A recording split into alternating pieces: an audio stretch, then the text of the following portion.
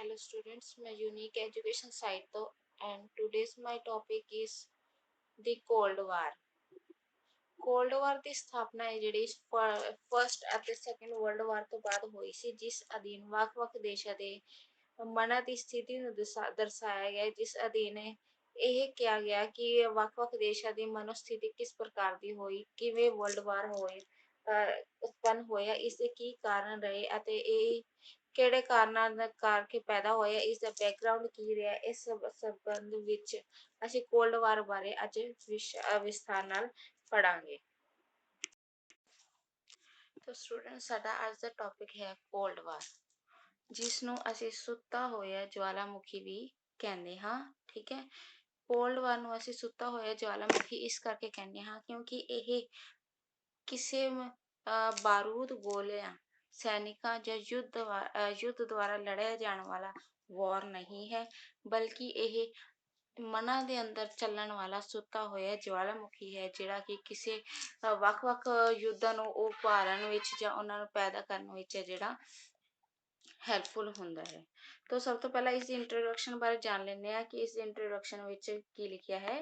ਸਭ ਤੋਂ ਪਹਿਲਾਂ ਹੈ ਸੈਕੰਡ ਵਰਲਡ ਵਾਰ ਤੋਂ ਬਾਅਦ ਕੋਲਡ ਵਾਰ ਇੰਟਰਨੈਸ਼ਨਲ ਪੋਲਿਟਿਕਸ ਦੀ ਇੱਕ ਪ੍ਰਵਿਰਤੀ ਬਣ ਗਿਆ ਸੀ, ਇੱਕ ਇੰਪੋਰਟੈਂਸ, ਇੱਕ ਵਿਸ਼ੇਸ਼ਤਾ ਬਣ ਗਿਆ ਸੀਗਾ।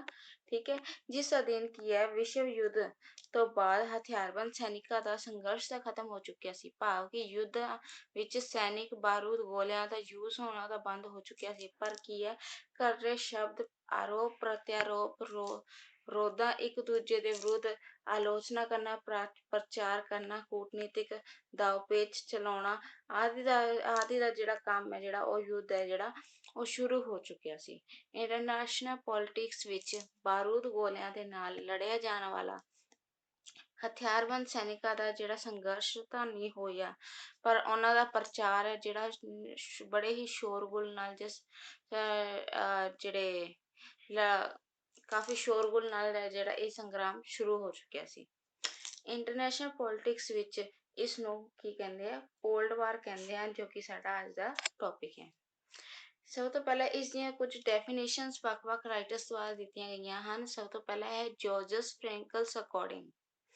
ਜੋਰਜਸ ਫ੍ਰੈਂਕਲਸ ਅਕੋਰਡਿੰਗ ਕਿਹਾ ਗਿਆ ਹੈ ਕਿ ਸ਼ੀਤ ਯੁੱਧ ਨੂੰ ਦੋ ਵੱਡੇ ਰਾਜਾਂ ਵਿੱਚ ਮੌਜੂਦ ਗਹਿਰੀ ਪ੍ਰਤੀਯੋਗਤਾ, ਚਾਲਾਂ, ਇੱਕ ਦੂਜੇ ਦੇ ਪ੍ਰਤੀ ਦਾ ਸਿਲਸਿਲਾ ਮੰਨਿਆ ਜਾਂਦਾ ਹੈ।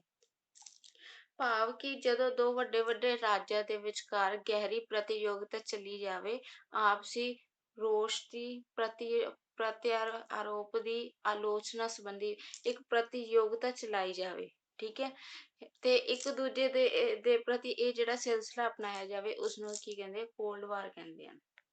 ਓਕੇ, तो साडी सेकंड डेफिनेशन है जान फास्टर ड्रेल्स। ਜਾਨ ਫਾਸਟਰ ਡਰੈਲਸ ਕਹਿੰਦੇ ਹਨ, ਸ਼ੀਤ ਯੁੱਧ ਨੈਤਿਕ ਦ੍ਰਿਸ਼ਟੀ ਤੋਂ ਧਰਮ ਯੁੱਧ ਸੀ। ਚੰਗਿਆਈ ਦਾ ਬੁਰਾਈ ਦੇ ਖਿਲਾਫ, ਸੱਚ ਦੇ ਲਈ, ਕਮੀਆਂ ਦੇ ਵਿਰੁੱਧ, ਧਾਰਮਿਕ ਲੋਕਾਂ ਦੇ ਲਈ, ਨਾਗਰਿਕਾਂ ਦੇ ਵਿਰੁੱਧ। ਕਿ ਨੈਤਿਕ ਦ੍ਰਿਸ਼ਟੀ ਤੋਂ ਜਾਨ ਫਾਸਟਰ ਡਰੈਲਸ ਦੇ ਅਕੋਰਡਿੰਗ ਹੈ ਜਿਹੜਾ ਇਹ ਇੱਕ ਧਰਮ ਯੁੱਧ ਸੀ, ਕਿ ਜਿਸ ਵਿੱਚ ਕੀ ਹੈ ਇੱਕ ਚੰਗਿਆਈ ਦੀ ਬੁਰਾਈ ਦੇ ਵਿਰੁੱਧ, ਜਿਸ ਨੇ ਕੀ ਹੈ ਜਿਨ੍ਹਾਂ ਨੇ ਵੀ ਆਪਣੇ ਫਾਇਦੇ ਲਈ ਇਹ ਯੁੱਧ ਲੜਿਆ ਸੀ, ਜਾਂ ਇੱਕ ਦੂਜੇ ਤੇ ਆਰੋਪ ਪ੍ਰਤਿਆਰੋਪ ਲਗਾ ਰਹੇ ਸੀਗੇ, ਤਾਂ ਇਹ ਇੱਕ ਉਹਨਾਂ ਦੇ ਅਕੋਰਡਿੰਗ ਇੱਕ ਚੰਗਿਆਈ ਦਾ ਬੁਰਾਈ ਦੇ ਖਿਲਾਫ, ਸੱਚ ਦਾ ਕਮੀਆਂ ਦੇ ਖਿਲਾਫ, ਜਿਨ੍ਹਾਂ ਵਿੱਚ ਇੱਕ ਦੂਜੇ ਦੇ ਵਿਰੁੱਧ ਕਮੀਆਂ ਨਿਕਾਲ ਰਹੇ ਸੀ, ਧਾਰਮਿਕ ਲੋਕਾਂ ਦੇ ਪ੍ਰਤੀ, ਨਾਗਰਿਕਾਂ ਦੇ ਵਿਰੁੱਧ ਇਹ ਯੁੱਧ ਲੜਿਆ ਗਿਆ ਸੀਗਾ। ਠੀਕ ਹੈ, ਤਾਂ ਸਾਡੀ ਥਰਡ ਡੈਫੀਨੇਸ਼ਨ ਹੈ ਹਾਰਟਮੈਨ। ਹਾਰਟਮੈਨ ਅਕੋਰਡਿੰਗ ਸ਼ੀਤ ਯੁੱਧ ਦਾ ਅਰਥ ਤਣਾਅ ਦੀ ਉਹ ਸਥਿਤੀ ਹੈ ਜਿਸ ਵਿੱਚ ਇੱਕ ਪੱਖ ਦੂਜੇ ਨੂੰ ਕਮਜ਼ੋਰ ਕਰਨ ਅਤੇ ਆਪਣੀ ਸਥਿਤੀ ਨੂੰ ਮਜ਼ਬੂਤ ਕਰਨ ਦਾ ਯਤਨ ਕਰਦਾ ਹੈ, ਪਰ ਇਹ ਵਾਸਤਵਿਕ ਸਥਿਤੀ ਤੋਂ ਭਿੰਨ ਹੈ। ਹਾਰਟਮੈਨ ਦੇ ਅਕੋਰਡਿੰਗ ਇਹ ਦੱਸਿਆ ਗਿਆ ਹੈ ਕਿ ਸ਼ੀਤ ਯੁੱਧ ਹੈ ਜਿਹੜਾ ਇੱਕ ਮਾਨਸਿਕ ਤਣਾਅ ਦੀ ਸਥਿਤੀ ਹੈ, ਕਿ ਸਾਡੇ ਦਿਮਾਗ ਵਿੱਚ ਇੱਕ ਚਿੰਤਾਗ੍ਰਸਤ ਸਥਿਤੀ ਹੈ, ਜਿਸ ਵਿੱਚ ਕੀ ਹੈ ਇੱਕ ਪੱਖ ਦੂਜੇ ਵਿੱਚ ਕਮੀਆਂ ਕੱਢਦਾ ਹੈ, ਇੱਕ ਆਲੋਚਨਾ ਕਰਦਾ ਹੈ, ਇੱਕ ਦੂਜੇ ਦੇ ਪ੍ਰਤਿਆਰੋਪ ਲਗਾਉਂਦਾ ਹੈ। ਤਾਂ ਅਜਿਹੀ ਸਥਿਤੀ ਰਾਹੀਂ ਉਹ ਆਪਣੀ ਸਥਿਤੀ ਨੂੰ ਕੀ ਹੈ ਮਜ਼ਬੂਤ ਕਰਨ ਦੀ ਕੋਸ਼ਿਸ਼ ਕਰਦਾ ਹੈ, ਤਾਂ ਪਰ ਜਿਹੜੀ ਇਹ ਸਥਿਤੀ ਹੈ ਜਿਹੜੀ ਵਾਸਤਵਿਕ ਸਥਿਤੀ ਤੋਂ ਭਿੰਨ ਹੁੰਦੀ ਹੈ, ਭਾਵ ਕਿ ਇੱਕ ਦੂਜੇ ਦੇ ਆਰੋਪ ਪ੍ਰਤਿਆਰੋਪ ਲਗਾਏ ਜਾਂਦੇ ਹਨ ਤੇ ਇੱਕ ਦੂਜੇ ਦੀ ਸਥਿਤੀ ਨੂੰ ਕਮਜ਼ੋਰ ਕੀਤਾ ਜਾਂਦਾ ਹੈ ਤੇ ਆਪਣੀ ਸਥਿਤੀ ਨੂੰ ਮਜ਼ਬੂਤ ਕੀਤਾ ਜਾਂਦਾ ਹੈ। ਫੋਰਥ ਹੈ ਫਲੇਮਿੰਗ ਅਕੋਰਡਿੰਗ। ਫਲੇਮਿੰਗ ਅਕੋਰਡਿੰਗ ਸ਼ੀਤ ਯੁੱਧ ਯੁੱਧ ਦੇ ਮੈਦਾਨ ਵਿੱਚ ਨਹੀਂ ਬਲਕਿ ਮਨੁੱਖ ਦੇ ਦਿਮਾਗਾਂ ਵਿੱਚ ਲੜਿਆ ਜਾਣ ਵਾਲਾ ਯੁੱਧ ਹੈ। ਇਸ ਵਿੱਚ ਇੱਕ ਪੱਖ ਦੂਜੇ ਦੇ ਦਿਮਾਗ ਦੇ ਨਿਯੰਤਰਣ ਕਰਨ ਦਾ ਯਤਨ ਕਰਦਾ ਹੈ। ਸ਼ੀਤ ਯੁੱਧ ਦਾ ਉਦੇਸ਼ ਦੁਸ਼ਮਣਾਂ ਨੂੰ ਵੱਖ ਕਰਕੇ ਮਿੱਤਰਾਂ ਨੂੰ ਜਿਤਾਉਣਾ ਹੁੰਦਾ ਹੈ। ਜਿਸ ਵਿੱਚ ਇਹ ਦੱਸਿਆ ਗਿਆ ਹੈ ਕਿ ਸ਼ੀਤ ਯੁੱਧ ਹੈ ਜਿਹੜਾ ਉਹ ਨਾ ਤਾਂ ਯੁੱਧ ਦੇ ਮੈਦਾਨ ਵਿੱਚ ਲੜਿਆ ਜਾਂਦਾ ਹੈ ਬਲਕਿ ਮਨੁੱਖਾਂ ਦੇ ਦਿਮਾਗਾਂ ਵਿੱਚ ਲੜਿਆ ਜਾਂਦਾ ਹੈ। ਠੀਕ ਹੈ, ਜਿਸ ਵਿੱਚ ਕੀ ਹੈ ਇੱਕ ਮਨੁੱਖ ਹੈ ਜਿਹੜਾ ਦੂਜੇ ਦੇ ਦਿਮਾਗ ਦੇ ਨਿਯੰਤਰਣ ਕਰਨਾ ਚਾਹੁੰਦਾ ਹੈ, ਆਪਣੇ ਆਰੋਪਾਂ ਨੂੰ ਸਹੀ ਸਾਬਿਤ ਕਰਨਾ ਚਾਹੁੰਦਾ ਹੈ, ਤਾਂ ਇਸ ਤਰ੍ਹਾਂ ਕੀ ਹੈ ਉਹ ਦੂਜੇ ਦੇ ਦਿਮਾਗਾਂ ਤੇ ਆਪਣਾ ਨਿਯੰਤਰਣ ਆਪਣਾ ਪ੍ਰਭਾਵ ਡਾਲਦਾ ਹੈ। ਤੇ ਸ਼ੀਤ ਯੁੱਧ ਦਾ ਮੇਨ ਮੋਟਿਵ ਇਹੀ ਹੁੰਦਾ ਹੈ ਕਿ ਦੁਸ਼ਮਣਾਂ ਨੂੰ ਵੱਖ ਕਰਕੇ ਮਿੱਤਰਾਂ ਨੂੰ ਜਿਤਾਉਣਾ ਹੁੰਦਾ ਹੈ। ਕਿ ਜੋ ਵੀ ਉਸਦੇ ਦੁਸ਼ਮਣ ਨੇ ਜਿਨ੍ਹਾਂ ਨੇ ਜੋ ਵੀ ਜਿਸ ਤੇ ਵੀ ਆਰੋਪ ਪ੍ਰਤਿਆਰੋਪ ਲਗਾਏ ਜਾਂਦੇ ਹਨ ਉਹਨਾਂ ਦੁਸ਼ਮਣਾਂ ਨੂੰ ਹਰਾ ਕੇ ਆਪਣੇ ਮਿੱਤਰਾਂ ਨੂੰ ਜਾਂ ਆਪਣੇ ਸਾਥੀਆਂ ਨੂੰ ਜਿਤਾਉਣਾ ਹੁੰਦਾ ਹੈ। ਵੱਖ-ਵੱਖ ਰਾਈਟਰਸ ਦੁਆਰਾ ਇਸ ਕਈ ਕਰੈਕਟਰਿਸਟਿਕਸ ਵੀ ਦਿੱਤੀਆਂ ਗਈਆਂ ਹਨ। ਠੀਕ ਹੈ, ਸਭ ਤੋਂ ਪਹਿਲਾਂ ਹੈ ਸ਼ੀਤ ਯੁੱਧ ਦੇ ਸਿਧਾਂਤ। ਇਹ ਸਿਧਾਂਤਾਂ ਦਾ ਨਹੀਂ ਬਲਕਿ ਦੋ ਵੱਡੀਆਂ ਸ਼ਕਤੀਆਂ ਸੋਵੀਅਤ ਸੰਘ ਅਤੇ ਯੂਐਸ ਦਾ ਵੀ ਯੁੱਧ ਸੀ। ਭਾਵ ਕਿ ਸੋਵੀਅਤ ਸੰਘ ਅਤੇ ਯੂਐਸ ਦੋਵੇਂ ਹੀ ਆਪਣੇ ਆਪਣੇ ਸਿਧਾਂਤਾਂ ਨੂੰ ਇੱਕ ਦੂਜੇ ਤੇ ਥੋਪਣਾ ਚਾਹੁੰਦੇ ਸੀ। ਤਾਂ ਇਹ ਸਿਰਫ ਸਿਧਾਂਤਾਂ ਦਾ ਨਹੀਂ ਬਲਕਿ ਸ਼ਕਤੀਆਂ ਸੋਵੀਅਤ ਸੰਘ ਅਤੇ ਯੂਐਸ ਦਾ ਆਪਸੀ ਯੁੱਧ ਸੀ। ਨੈਕਸਟ ਹੈ ਪ੍ਰਚਾਰ ਦਾ ਮਹੱਤਵ। ਪ੍ਰਚਾਰ ਦਾ ਮਹੱਤਵ ਹੈ ਜਿਹੜਾ ਇੱਕ ਵਾਕ ਯੁੱਧ ਸੀ ਕਿ ਇੱਕ ਦੂਜੇ ਤੇ ਆਲੋਚਨਾ ਕਰਨਾ ਤੇ ਉਸਨੂੰ ਉਹ ਵੀ ਕਿਵੇਂ ਵਾਕ ਯੁੱਧ ਇੱਕ ਸੈਂਟੈਂਸ ਥਰੂ ਇੱਕ ਦੂਜੇ ਦੀ ਆਲੋਚਨਾ ਆਰੋਪ ਲਗਾਉਣ ਦੀ ਸਥਿਤੀ ਨੂੰ ਜਿਹੜਾ ਕੋਲਡ ਵਾਰ ਦੇ ਰੂਪ ਵਿੱਚ ਦਰਸਾਇਆ ਗਿਆ ਹੈ। ਥਰਡ ਪੁਆਇੰਟ ਹੈ ਸ਼ੀਤ ਯੁੱਧ ਵਿੱਚ ਦੋਨੋਂ ਮਹਾਸ਼ਕਤੀਆਂ ਆਪਣੀ ਆਪਣੀ ਸਥਿਤੀ ਨੂੰ ਮਜ਼ਬੂਤ ਕਰਨ ਵਿੱਚ ਲੱਗੀਆਂ ਹੋਈਆਂ ਸੀ। ਭਾਵ ਕਿ ਦੋਨੋਂ ਹੀ ਸਥਿਤ ਸ਼ਕਤੀਆਂ ਜਿਹੜੀਆਂ ਸੀ ਸੋਵੀਅਤ ਸੰਘ ਐਂਡ ਯੂਐਸਏ ਦੋਨੋਂ ਹੀ ਆਪਣੀ ਆਪਣੀ ਸਿਚੁਏਸ਼ਨ ਨੂੰ ਇੱਕ ਦੂਜੇ ਦੀ ਆਲੋਚਨਾ ਕਰਨ ਨਾਲ ਜਿਹੜੀ ਆਪਣੀ ਸਥਿਤੀ ਨੂੰ ਮਜ਼ਬੂਤ ਕਰ ਰਹੀਆਂ ਸੀ। ਠੀਕ ਹੈ, ਨੈਕਸਟ ਹੈ ਦੋਵੇਂ ਪੱਖਾਂ ਦੇ ਵਿਚਕਾਰ ਤਣਾਅਪੂਰਨ ਸੰਬੰਧਾਂ ਦੀ ਸਥਿਤੀ ਨੂੰ ਸ਼ੀਤ ਯੁੱਧ ਜਿਹੜਾ ਕਿਹਾ ਗਿਆ ਹੈ। ਭਾਵ ਕਿ ਜਦੋਂ ਵੱਖ-ਵੱਖ ਦੋਨੋਂ ਪੱਖ ਹੈ ਜਿਹੜੇ ਇੱਕ ਦੂਜੇ ਤੇ ਆਰੋਪ ਪ੍ਰਤਿਆਰੋਪ ਲਗਾ ਰਹੇ ਸੀ ਤਾਂ ਉਹਨਾਂ ਦੀ ਇਹ ਮਾਨਸਿਕ ਸਥਿਤੀ ਸੀ ਕਿ ਅਸੀਂ ਇੱਕ ਦੂਜੇ ਦੀ ਸਥਿਤੀ ਨੂੰ ਜਿਹੜਾ ਕਮਜ਼ੋਰ ਕਰਕੇ ਆਪਣੀ ਸਥਿਤੀ ਨੂੰ ਮਜ਼ਬੂਤ ਕਰ ਰਹੇ ਹਾਂ। ਠੀਕ ਹੈ, ਗਰਮ ਯੁੱਧ ਤੋਂ ਵੀ ਜ਼ਿਆਦਾ ਭਿਆਨਕ ਦੱਸਿਆ ਗਿਆ ਹੈ। ਗਰਮ ਯੁੱਧ ਤੋਂ ਬਾਅਦ ਇਹ ਹੈ ਕਿ ਗਰਮੀ ਤੋਂ ਬਾਅਦ ਸਰਦੀ ਆਉਂਦੀ ਹੈ ਜਾਂ ਠੀਕ ਹੈ, ਇਸ ਪ੍ਰਕਾਰ ਕੀ ਹੈ ਵੱਖ-ਵੱਖ ਯੁੱਧ ਜਿਹੜੇ ਲੜੇ ਜਾਂਦੇ ਨੇ ਜਿਹੜੇ ਕਿ ਕਿਸੇ ਨਾ ਕਿਸੇ ਟਾਈਮ ਤੇ ਆ ਕੇ ਖਤਮ ਹੋ ਜਾਂਦੇ ਨੇ।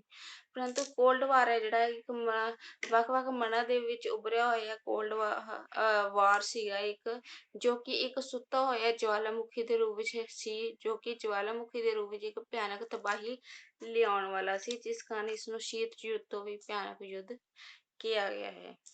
ਨੈਕਸਟ ਹੈ ਇਹ ਦਿਮਾਗ ਦੇ ਵਿਚਾਰਾਂ ਨੂੰ ਹਵਾ ਦੇਣ ਵਾਲਾ ਯੁੱਧ ਕਿਹਾ ਗਿਆ ਹੈ।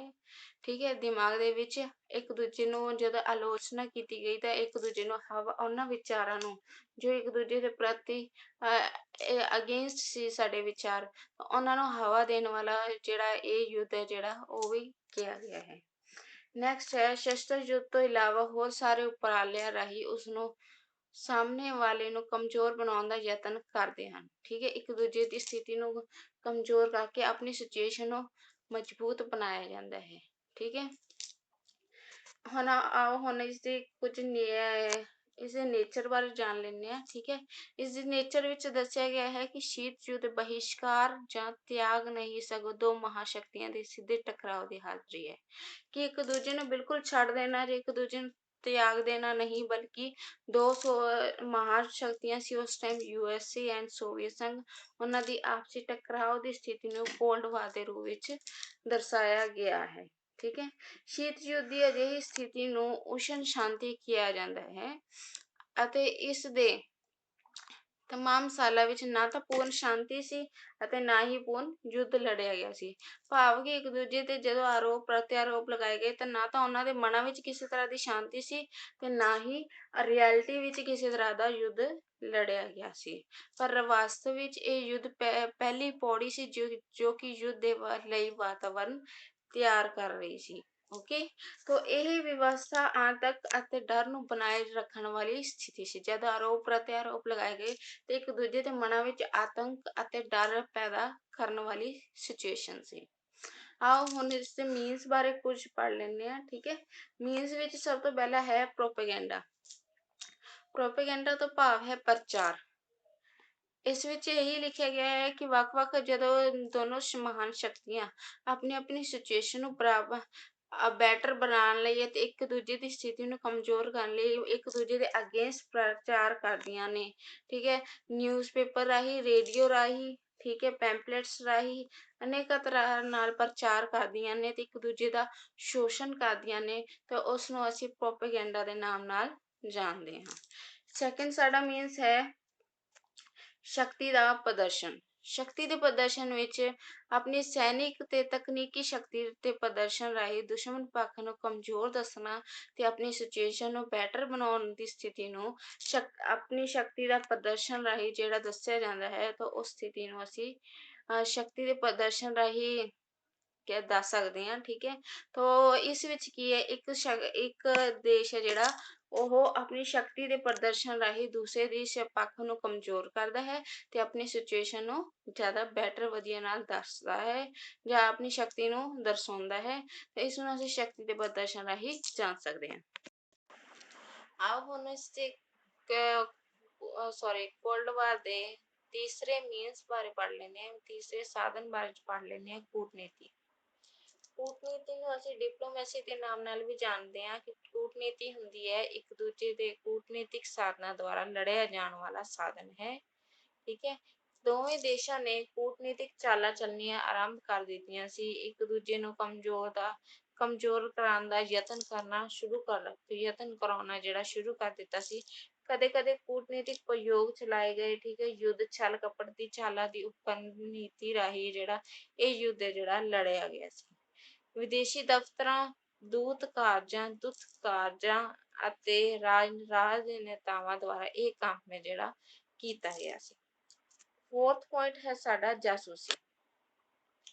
ਜਾਸੂਸੀ ਵਿੱਚ ਇਸ ਪ੍ਰਕਾਰ ਇੱਕ ਰਾਸ਼ਟਰ ਦੂਜੇ ਰਾਸ਼ਟਰ ਦੀ ਸੈਨਿਕ, ਆਰਥਿਕ, ਸਮਾਜਿਕ ਜਾਣਕਾਰੀ ਹੈ ਜਿਹੜਾ ਗੁਪਤ ਤਰੀਕੇ ਨਾਲ ਹੈ ਜਿਹੜਾ ਉਸ ਚੀਜ਼ ਦੀ ਜਾਸੂਸੀ ਕਰਾਉਂਦਾ ਸੀ ਜਾਂ ਉਸ ਸੰਬੰਧੀ ਜਾਸੂਸੀ ਕਰਾਉਣ ਦਾ ਯਤਨ ਕਰਦਾ ਸੀ। ਜਦ ਕਿ ਜਾਸੂਸੀ ਦਾ ਜਿਹੜਾ ਪ੍ਰਾਚੀਨ ਸਮੇਂ ਤੋਂ ਜਿਹੜਾ ਰਾਜਨੀਤੀ ਵਿੱਚ ਕਾਫੀ ਪ੍ਰਭਾਵ ਰਿਹਾ ਹੈ, ਜੋ ਕਿ ਕੋਲਡ ਵਾਰ ਦੇ ਮੀਨਸ ਦੇ ਰੂਪ ਵਿੱਚ ਜਿਹੜਾ ਇੱਕ ਸਾਧਨ ਦੇ ਰੂਪ ਵਿੱਚ ਵੀ ਉਭਰਿਆ ਹੈ। ਫਿਫਥ ਪੁਆਇੰਟ ਹੈ ਸਾਡਾ ਇਕਨੋਮਿਕਲ ਏਡ, ਭਾਵ ਕਿ ਰਾਜਨੀਤਿਕ ਸਹਾਇਤਾ ਦੇ ਕੇ ਕਮਜ਼ੋਰ ਰਾਸ਼ਟਰਾਂ ਨੂੰ ਆਪਣੇ ਪਿੱਛੇ ਲਗਾਉਣਾ ਹੁੰਦਾ ਸੀ। ਠੀਕ ਹੈ, ਜਿਸ ਅਧੀਨ ਕੀ ਹੁੰਦਾ ਸੀ, ਵੱਖ-ਵੱਖ ਜਿਹੜੇ ਰਿਵ ਉਪਲਬਧ ਕਰਾਉਣਾ, ਨਿਵੇਸ਼ ਕਰਕੇ ਸਰਜਨਕ ਖੇਤਰ ਵਿੱਚ ਆਪਣਾ ਯੋਗਦਾਨ ਹੋਣਾ ਹੁੰਦਾ ਸੀਗਾ। ਠੀਕ ਹੈ, ਇਕਨੋਮਿਕਲ ਏਡ ਪ੍ਰੋਵਾਈਡ ਕਰਵਾ ਕੇ ਵੀ ਜਿਹੜਾ ਇੱਕ ਦੂਜੇ ਤੇ ਪ੍ਰਭਾਵ ਪਾਉਂਦੇ ਸੀ ਕਿ ਉਹ ਜ਼ਿਆਦਾ ਬੈਟਰ ਕੰਪਨੀ ਹੈ, ਦੇਸ਼ ਹੈ, ਕੰਟਰੀ ਹੈ। तो इस प्रकार ਵੱਖ-ਵੱਖ ਦੇਸ਼ਾਂ ਦੁਆਰਾ ਇਹ ਜਿਹੜਾ ਅਲੱਗ-ਅਲੱਗ ਤਰ੍ਹਾਂ ਦੇ ਮੀਨਸ ਜਿਹੜੇ ਅਪਣਾਏ ਗਏ, ਜੋ ਕਿ ਕੋਲਡ ਵਾਰ ਦਾ ਇੱਕ ਕਾਰਨ ਜਿਹੜਾ ਬਣੇ। ਵੱਖ-ਵੱਖ ਦੇਸ਼ਾਂ ਵਿੱਚ ਜਦੋਂ ਕੋਲਡ ਵਾਰ ਉਤਪੰਨ ਹੋਇਆ ਤਾਂ ਇਸ ਦੇ ਕਈ ਆਧਾਰ ਵੀ ਬਣੇ ਸਨ, ਜੋ ਕਿ ਜਿਹੜਾ ਕੋਲਡ ਵਾਰ ਨੂੰ ਇੱਕ ਬੇਸ ਪ੍ਰਦਾਨ ਕਰਦੇ। ਠੀਕ ਹੈ, ਸਭ ਤੋਂ ਪਹਿਲਾ ਹੈ ਆਈਡੀਓਲੋਜੀਕਲ ਬੇਸ। ਓਕੇ, ਆਈਡੀਓਲੋਜੀਕਲ ਵਿਚਾਰਧਾਰਾ ਭਾਵ, ਠੀਕ ਹੈ, ਵਿਚਾਰਧਾਰਾ ਨਾਲ ਸੰਬੰਧਿਤ ਬੇਸ ਹੈ ਜਿਹੜੇ ਕਿਹੜੇ ਰਹੇ ਸੀ। ਠੀਕ ਹੈ, ਵਿਚਾਰਧਾਰਾ ਸ਼ੀਤ ਯੁੱਧ ਦਾ ਪਹਿਲਾ ਜਿਹੜਾ ਬੇਸ ਬਣਿਆ। ਠੀਕ ਹੈ, ਜੋ ਕਿ ਆਪਸੀ ਦੋ ਵਿਰੋਧੀ ਵਿਚਾਰਧਾਰਾਵਾਂ ਤੇ ਆਧਾਰਿਤ ਸੀ। ਭਾਵ ਕਿ ਜਦੋਂ ਵੀ ਵਿਚਾਰਧਾਰਾ ਆਪਸ ਵਿੱਚ ਮੰਨ ਲਓ ਮੈਚ ਨਹੀਂ ਹੁੰਦੀ ਹੈ, ਤਾਂ ਜਿਹੜਾ ਇੱਕ ਵਾਰ, ਇੱਕ ਯੁੱਧ, ਇੱਕ ਲੜਾਈ, ਕਿਸੇ ਵੀ ਤਰ੍ਹਾਂ ਦੀ ਜਿਹੜੀ ਇੱਕ ਦੂਜੇ ਦੇ ਪ੍ਰਤੀ ਹੀਨ ਭਾਵਨਾ ਹੈ ਜਾਂ ਇਸ ਪ੍ਰਕਾਰ ਦੀ ਜਦੋਂ ਵਿਚਾਰਧਾਰਾਵਾਂ ਨਹੀਂ ਮਿਲਦੀਆਂ ਤਾਂ ਅਜਿਹੀ ਸਥਿਤੀ ਪੈਦਾ ਹੋ ਜਾਂਦੀ ਹੈ। ਤਾਂ ਇਸੇ ਪ੍ਰਕਾਰ ਜਿਹੜਾ ਦੋ ਵਿਰੋਧੀ ਵਿਚਾਰਧਾਰਾਵਾਂ ਦੇ ਆਪਸ ਵਿੱਚ ਮਿਲਣ ਕਾਰਨ ਜਿਹੜੀ ਇੱਕ ਅਜਿਹੀ ਵਿਚਾਰਧਾਰਾ ਪੈਦਾ ਹੋਈ ਜੋ ਕਿ ਕੋਲਡ ਵਾਰ ਦਾ ਕਾਰਨ ਬਣੀ। ਠੀਕ ਹੈ, ਸਭ ਤੋਂ ਪਹਿਲਾਂ ਹੈ ਸੋਵੀਅਤ ਯੂਨੀਅਨ ਸਾਮਵਾਦੀ ਦਾ ਤਾਨਾਸ਼ਾਹੀ ਦਾ ਸਮਰਥਨ ਕੀਤਾ ਗਿਆ। ਠੀਕ ਹੈ, ਤੇ ਪੂੰਜੀਵਾਦ ਉਤਪਾਦਨ ਤੇ ਵਿਤਰਨ ਦੇ ਸਾਧਨ ਤੇ ਰਾਜ ਦਾ ਨਿਯੰਤਰਣ ਹੈ ਜਿਹੜਾ ਉਹ ਸਥਾਪਿਤ ਕੀਤਾ ਗਿਆ ਸੀ। ਕਿ ਤਾਨਾਸ਼ਾਹੀ ਦਾ ਸਮਰਥਨ ਹੈ ਜਿਹੜਾ ਸੋਵੀਅਤ ਸੰਘ ਦੁਆਰਾ ਭਾਵੇਂ ਕੀਤਾ ਗਿਆ ਸੀਗਾ, ਠੀਕ ਹੈ, ਤੇ ਉਤਪਾਦਨ ਤੇ ਵਿਤਰਨ ਦੇ ਸਾਧਨ ਅਤੇ ਰਾਜ ਦਾ ਨਿਯੰਤਰਣ ਹੈ ਜਿਹੜਾ ਸਥਾਪਿਤ ਕੀਤਾ ਗਿਆ ਸੀ, ਭਾਵ ਕਿ ਵਿਅਕਤੀ ਦੀ ਉਪੇਖਿਆ ਸੰਸਾਰ ਨੂੰ ਸੰਸਾਰ ਨੂੰ ਸੰਸਾਰ ਨੂੰ ਸੰਸਾਰ ਨੂੰ ਕੀਤੀ ਗਈ ਸੀ, ਜਿਸ ਅਧੀਨ ਭਾਵ ਕਿ ਵਿਅਕਤੀ ਦੀ ਉਪੇਖਿਆ ਸਮਾਜ ਨੂੰ ਦਿੱਤੀ ਜਾਂਦੀ ਹੈ ਅਤੇ ਵਿਅਕਤੀ ਸਮਾਜ ਨੂੰ ਸ਼ੋਸ਼ਣਕਾਰੀ ਵਿਵਸਥਾ ਮੰਨ ਕੇ ਜੜ ਤੋਂ ਖਤਮ ਕਰਨਾ ਚਾਹੁੰਦਾ ਹੈ, ਠੀਕ ਹੈ, ਜਿਸ ਅਧੀਨ ਕੀ ਹੈ ਸੋਵੀਅਤ ਸੰਘ ਤਾਨਾਸ਼ਾਹੀ ਦਾ ਸਮਰਥਨ ਕਰਨਾ ਚਾਹੁੰਦਾ ਸੀ ਤੇ ਉਤਪਾਦਨ ਤੇ ਵਿਤਰਨ ਦੇ ਸਾਧਨ ਹੈ ਜਿਹੜਾ ਰਾਜ ਦਾ ਨਿਯੰਤਰਣ ਹੋਣ ਕਾਰਨ ਜਿਹੜਾ ਉਸ ਜਿਹੜੀ ਸਥਿਤੀ ਨੂੰ ਜਿਹੜਾ ਆਪਣੇ ਅਕੋਰਡਿੰਗ ਢਾਲਣ ਲਈ ਉਸ ਵਿਅਕਤੀ ਹੈ ਜਿਹੜਾ ਉਹ ਸਮਾਜ ਨੂੰ ਸ਼ੋਸ਼ਣਕਾਰੀ ਵਿਵਸਥਾ ਤੋਂ ਜੜ ਵਿਵਸਥਾ ਜਿਹੜਾ ਮੰਨ ਕੇ ਉਸ ਨੂੰ ਜੜ ਤੋਂ ਖਤਮ ਕਰਨਾ ਚਾਹੁੰਦਾ ਹੈ, ਠੀਕ ਹੈ। ਨੈਕਸਟ ਹੈ ਅਮਰੀਕਾ ਪੂੰਜੀਵਾਦੀ ਵਿਵਸਥਾ ਤੇ ਆਧਾਰਿਤ ਸੀ। ਪਹਿਲਾਂ ਅਸੀਂ ਸੋਵੀਅਤ ਬਾਰੇ ਪੜ੍ਹਿਆ ਕਿ ਤਾਨਾਸ਼ਾਹੀ ਦਾ ਸਮਰਥਨ ਕਰਦਾ ਸੀ, ਪੂੰਜੀਵਾਦ ਦੇ ਵਿਤਰਨ ਦਾ ਸਾਧਨ ਹੈ ਜਿਹੜਾ ਰਾਜ ਦਾ ਨਿਯੰਤਰਣ ਸੀ, ਤੇ ਉਹ ਵਿਅਕਤੀ ਉੱਥੇ ਭਾਵ ਕਿ ਵਿਅਕਤੀ ਦੀ ਉਪੇਖਿਆ ਸਮਾਜ ਨੂੰ ਜ਼ਿਆਦਾ ਇੰਪੋਰਟੈਂਸ ਦਿੱਤੀ ਜਾਂਦੀ ਸੀ, ਠੀਕ ਹੈ, ਤੇ ਵਿਅਕਤੀ ਸਮਾਜ ਨੂੰ ਸ਼ੋਸ਼ਣਕਾਰੀ ਵਿਵਸਥਾ ਮੰਨ ਕੇ ਜਿਹੜਾ ਜੜ ਤੋਂ ਖਤਮ ਹੈ ਜਿਹੜਾ ਕਰਨਾ ਚਾਹੁੰਦਾ ਸੀ, ਠੀਕ ਹੈ। ਨੈਕਸਟ ਹੈ ਅਮਰੀਕਾ ਦੇ ਬਾਰੇ ਅਸੀਂ ਜਾਣ ਲੈਂਦੇ ਹਾਂ ਕਿ ਅਮਰੀਕਾ ਹੈ ਜਿਹੜੀ ਪੂੰਜੀਵਾਦੀ ਵਿਵਸਥਾ ਤੇ ਆਧਾਰਿਤ ਸੀ, ਠੀਕ ਹੈ, ਉਦਾਰਵਾਦੀ ਵਿਵਸਥਾ ਦਾ ਸਮਰਥਕ ਸੀ, ਜਿਸ ਅਧੀਨ ਕੀ ਹੈ ਗਲੋਬਲਾਈਜੇਸ਼ਨ, ਪ੍ਰਾਈਵੇਟਾਈਜੇਸ਼ਨ ਆਦਿ ਅਰਥ ਵਿਵਸਥਾ ਨੂੰ ਪਹਿਲ ਦਿੱਤੀ ਗਈ ਸੀ। ਪ੍ਰਾਈਵੇਟਾਈਜੇਸ਼ਨ ਆਦਿ ਅਰਥ ਵਿਵਸਥਾ ਨੂੰ ਪਹਿਲ ਦਿੱਤੀ ਜਾਣ ਕਾਰਨ ਜਿਹੜਾ ਸੋਵੀਅਤ ਸੰਘ ਸਾਰੇ ਦੇਸ਼ ਨੂੰ ਸਾਮਵਾਦੀ ਦੀ ਵਿਚਾਰਧਾਰਾ ਵਿੱਚ ਇੱਕ ਰੰਗ ਵਿੱਚ ਰੰਗਣਾ ਚਾਹੁੰਦਾ ਸੀ, ਠੀਕ ਹੈ, ਤੇ ਪੂੰਜੀਵਾਦੀ ਕਿਸੇ ਵੀ ਕੀਮਤ ਤੇ ਇਸ ਪ੍ਰਭਾਵ ਨੂੰ ਰੋਕਣਾ ਚਾਹੁੰਦਾ ਸੀ, ਭਾਵ ਕਿ ਇੱਕ ਪਾਸੇ ਜਿਹੜਾ ਤਾਨਾਸ਼ਾਹੀ ਸ਼ਾਸਨ ਸੀਗਾ, ਦੂਸਰੇ ਪਾਸੇ ਪੂੰਜੀਵਾਦੀ ਵਿਵਸਥਾ ਤੇ ਆਧਾਰਿਤ ਸੀ, ਠੀਕ ਹੈ। ਇੱਕ ਪਾਸੇ ਰਾਜ ਦੇ ਹੱਥਾਂ ਵਿੱਚ ਜਿਹੜਾ ਵਿਤਰਨ ਤੇ ਉਤਪਾਦਨ ਦੇ ਸਾਧਨ ਹੋਣ ਕਾਰਨ ਜਿਹੜਾ ਹੈਗੇ ਸੀਗੇ, ਠੀਕ ਹੈ, ਇੱਕ ਪਾਸੇ ਜਿਹੜਾ ਗਲੋਬਲਾਈਜੇਸ਼ਨ ਪ੍ਰਾਈਵੇਟਾਈਜੇਸ਼ਨ ਦੀ ਵਿਵਸਥਾ ਸੀ। ਇਸ ਪ੍ਰਕਾਰ ਜਿਹੜਾ ਸੋਵੀਅਤ ਸੰਘ ਸੀ ਜਿਹੜਾ ਉਹ ਅਮਰੀਕਾ ਨੂੰ ਆਪਣੇ ਰੰਗ ਵਿੱਚ ਰੰਗਣਾ ਚਾਹੁੰਦਾ ਸੀ, ਪਰੰਤੂ ਅਮਰੀਕਾ ਹੈ ਜਿਹੜਾ ਉਹ ਕਿਸੇ ਵੀ ਹਾਲਤ ਤੇ ਉਸਦੇ ਰੰਗ ਵਿੱਚ ਰੰਗਣ ਨੂੰ ਤਿਆਰ ਨਹੀਂ ਸੀ, ਜੋ ਕਿ ਇੱਕ ਅਜਿਹੀ ਵਿਚਾਰਧਾਰਾ ਪੈਦਾ ਹੋਈ ਜੋ ਕਿ ਕੋਲਡ ਵਾਰ ਦਾ ਕਾਰਨ ਬਣੀ। ਸਿੱਧੀ ਜਿਹੀ ਗੱਲ ਇਹੀ ਹੈ ਕਿ ਇੱਕ ਵਿਚਾਰਧਾਰਾ ਦੂਜੀ ਵਿਚਾਰਧਾਰਾ ਨੂੰ ਅਪਣਾਉਣ ਲਈ ਜਦ ਤਿਆਰ ਨਹੀਂ ਹੁੰਦੀ ਹੈ ਤਾਂ ਉਹ ਇੱਕ ਆਈਡੀਓਲੋਜੀਕਲ ਬੇਸਿਸ ਬਣਦੀ ਹੈ ਕਿਸੇ ਵੀ ਵਾਰ ਨੂੰ, ਕਿਸੇ ਵੀ ਲੜਾਈ ਨੂੰ, ਕਿਸੇ ਵੀ ਯੁੱਧ ਨੂੰ ਇੱਕ ਬੇਸ ਪ੍ਰਦਾਨ ਕਰਨ ਲਈ। ਤੋ ਇਸ ਪ੍ਰਕਾਰ ਜਿਹੜਾ ਅਮਰੀਕਾ ਹੈ ਜਿਹੜਾ ਉਹ ਸੋਵੀਅਤ ਸੰਘ ਨੂੰ ਕਿ ਕਿਸੇ ਵੀ ਤਰ੍ਹਾਂ ਉਸ ਤਰ੍ਹਾਂ ਦੇ ਸ਼ਾਸਨ ਵਿੱਚ ਰੰਗਣਾ ਨਹੀਂ ਚਾਹੁੰਦਾ ਸੀ, ਪਰ ਸੋਵੀਅਤ ਹੈ ਜਿਹੜਾ ਉਹ ਉਸਨੂੰ ਆਪਣੇ ਰੰਗ ਵਿੱਚ ਰੰਗਣ ਕਾਰਨ ਜਾਂ ਉਸਨੂੰ ਆਪਣੇ ਅਕੋਰਡਿੰਗ ਢਾਲਣ ਕਾਰਨ ਹੈ ਜਿਹੜਾ ਸੋਵੀਅਤ ਦੇ ਮਨ ਵਿੱਚ ਜਿਹੜਾ ਤੇ ਅਮਰੀਕਾ ਦੇ ਮਨ ਵਿੱਚ ਜਿਹੜਾ ਜੋ ਵੀ ਰੋਸ਼ ਸੀਗਾ ਉਹ ਕੋਲਡ ਵਾਰ ਦੇ ਰੂਪ ਵਿੱਚ ਉਤਪੰਨ ਹੋਇਆ। ਸੈਕੰਡ ਹੈ ਸਾਡਾ ਪਰਸਪਰ ਅਵਿਸ਼ਵਾਸ। ਜਦ ਵੱਖ-ਵੱਖ ਦੇਸ਼ ਹੈ ਜਿਹੜੇ ਮੰਨ ਲਓ ਕੋਈ ਵੀ ਕੰਟਰੀ ਹੈ, ਕੋਈ ਵੀ ਵਿਅਕਤੀ ਹੈ, ਜਦ ਪਰਸਪਰ ਅਵਿਸ਼ਵਾਸ ਪੈਦਾ ਹੋ ਜਾਵੇ ਤਾਂ ਕਿਸੇ ਵੀ ਤਰ੍ਹਾਂ ਦੇ ਯੁੱਧ ਨੂੰ ਰੋਕਿਆ ਨਹੀਂ ਜਾ ਸਕਦਾ। ਇਸ ਪ੍ਰਕਾਰ ਆਪਸੀ ਅਵਿਸ਼ਵਾਸ ਸ਼ੀਤ ਯੁੱਧ ਦਾ ਦੂਸਰਾ ਕਾਰਨ ਹੈ ਜਿਹੜਾ ਬਣਿਆ, ਠੀਕ ਹੈ। ਦੋਵੇਂ ਮਹਾਸ਼ਕਤੀਆਂ ਅਮਰੀਕਾ ਅਤੇ ਸੋਵੀਅਤ ਸੰਘ ਇੱਕ ਦੂਜੇ ਨੂੰ ਸ਼ੱਕ ਦੀ ਨਜ਼ਰ ਨਾਲ ਦੇਖਦੇ ਸੀ, ਠੀਕ ਹੈ, ਜਿਸ ਕਾਰਨ ਜਿਹੜਾ ਦੋਹਾਂ ਦੇ ਮਨਾਂ ਵਿੱਚ ਜਿਹੜਾ ਅਜਿਹੀ ਸਥਿਤੀ ਪੈਦਾ ਹੋਈ ਜੋ ਕਿ ਕੋਲਡ ਵਾਰ ਦਾ ਕਾਰਨ ਬਣੀ। ਓਕੇ, ਆਓ ਹੁਣ ਅਸੀਂ ਜਾਣ ਲੈਂਦੇ ਹਾਂ ਕਿ ਕੋਲਡ ਵਾਰ ਦੇ ਸਮੇਂ ਜਿਹੜੇ ਕਈ ਅਵਿਸ਼ਵਾਸ ਦੇ ਕਾਰਨ ਵੀ ਰਹੇ ਸੀ ਜੋ ਕਿ ਵੱਖ-ਵੱਖ ਦੇਸ਼ਾਂ ਵੱਲ ਇੱਕ ਦੂਜੇ ਦੇ ਪ੍ਰਤੀ ਜਿਹੜੇ ਅਪਣਾਏ ਗਏ ਸੀ। ਤਾਂ ਸਭ ਤੋਂ ਪਹਿਲਾਂ USA ਦੇ ਅਵਿਸ਼ਵਾਸ ਦੇ ਕਾਰਨ ਕਿਹੜੇ-ਕਿਹੜੇ ਰਹੇ ਸੀ, ਆਓ ਹੁਣ ਉਸ ਦੇ ਬਾਰੇ ਜਾਣਦੇ ਹਾਂ। ਫਸਟ ਹੈ USA ਦਾ ਸੋਵੀਅਤ ਸੰਘ ਦੇ ਆਂਤਰਿਕ ਮਾਮਲਿਆਂ ਵਿੱਚ ਦਖਲਅੰਦਾਜ਼ੀ ਕਰਨਾ, ਭਾਵ ਕਿ USA ਅਮਰੀਕਾ ਦੁਆਰਾ ਜਦ ਸੋਵੀਅਤ ਸੰਘ ਦੇ ਆਂਤਰਿਕ ਮਾਮਲਿਆਂ ਵਿੱਚ ਦਖਲਅੰਦਾਜ਼ੀ ਕੀਤੀ ਗਈ ਤਾਂ ਇਹ ਹੈ ਜਿਹੜਾ ਕੋਲਡ ਵਾਰ ਦੇ ਰੂਪ ਵਿੱਚ ਜਿਹੜਾ ਸੋਵੀਅਤ ਸੰਘ ਦੇ ਮਨ ਵਿੱਚ ਇੱਕ ਜਿਹੜਾ ਭੂਚਾਲ ਹੈ, ਜਿਹੜਾ ਮਨ ਵਿੱਚ ਇੱਕ ਜਿਹੜਾ ਕਹਿ ਦਿੰਦੇ ਆ ਕਿ ਗੁੱਸਾ ਜਾਂ ਰੋਸ਼ ਹੈ ਜਿਹੜਾ ਉਤਪੰਨ ਪੈਦਾ ਹੋਇਆ, ਠੀਕ ਹੈ। ਸੈਕੰਡ ਹੈ ਸਾਡਾ ਸੋਵੀਅਤ ਸੰਘ ਯੂਨੀਅਨ ਦਾ 1933 ਵਿੱਚ 1933 ਤੱਕ ਮਾਨਤਾ ਨਾ ਦੇਣਾ ਕਿਉਂਕਿ ਉਹ ਸਾਮਵਾਦੀ ਦੇਸ਼ ਸੀ।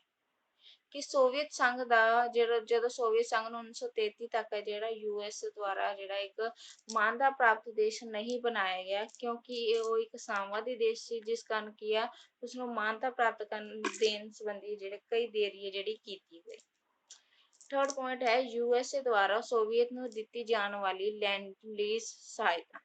ਕਿ ਜੋ ਵੀ ਸੋਵੀਅਤ ਯੂਐਸਏ ਦੁਆਰਾ ਸੋਵੀਅਤ ਨੂੰ ਲੈਂਡ ਲੀਜ਼ ਸਹਾਇਤਾ ਜਿਹੜੀ ਦਿੱਤੀ ਜਾਂਦੀ ਸੀ ਉਸਨੂੰ ਬੰਦ ਕਰ ਦਿੱਤਾ ਗਿਆ ਸੀਗਾ, ਜਿਸ ਕਾਰਨ ਜਿਹੜਾ ਸੋਵੀਅਤ ਦੇ ਮਨ ਵਿੱਚ ਇੱਕ ਕੋਲਡ ਵਾਰ ਦੇ ਰੂਪ ਵਿੱਚ ਰੋਸ਼ ਉਤਪੰਨ ਹੋਇਆ।